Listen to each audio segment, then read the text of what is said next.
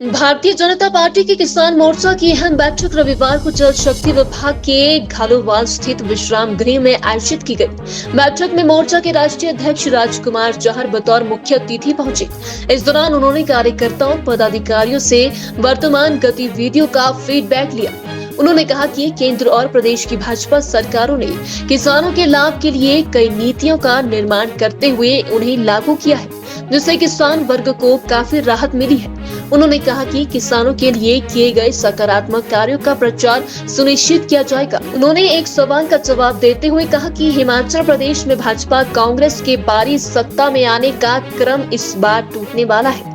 राजकुमार चाहर ने कहा कि इतिहास बनते और बिगड़ते हैं और इस बार हिमाचल प्रदेश में भी नया इतिहास बनने वाला है जब भाजपा की सरकार एक बार फिर सत्ता में आएगी।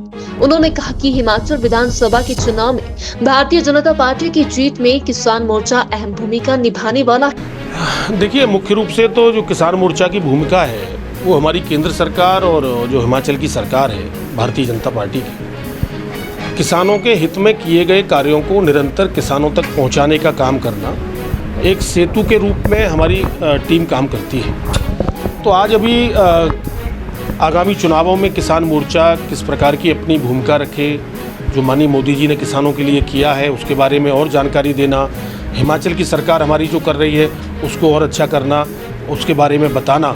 तो इसी को लेके जो हमारी मुख्य टीम है प्रदेश स्तर की और यहाँ की ज़िले की, तो इसमें हमारे कई ज़िलों के अध्यक्ष किसान मोर्चे के और प्रदेश की टीम के साथ आज बातचीत हुई है और आगामी चुनाव में हम लोग युद्ध स्तर पर एक अच्छे मोर्चे के नाते एक प्रभावी काम पार्टी के लिए करें, पार्टी को और मजबूत करें, फील्ड में काम करें, इसके लिए बातचीत करिए, योजना बनाइए। देखिए, भारतीय जनता पार्टी की ही रणनीति अपनी होती है और हमारी रणनीति कोई चुनाव में नहीं आती। हम लोग निरंतर काम करने वाले लोग हैं।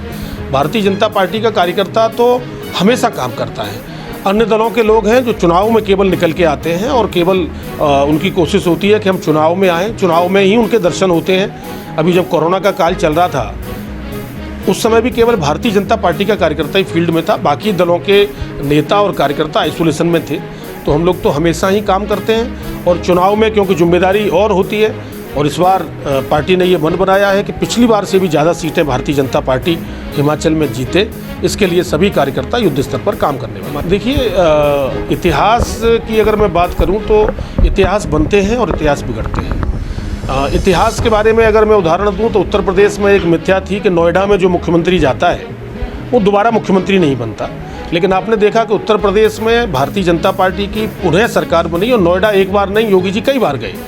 तो हिमाचल में भी भारतीय जनता पार्टी की पुनः सरकार बनेगी और फिर आप देखिएगा बारंबार सरकार बनेगी, अन्य दलों का कोई अस्तित्व रहने वाला नहीं है।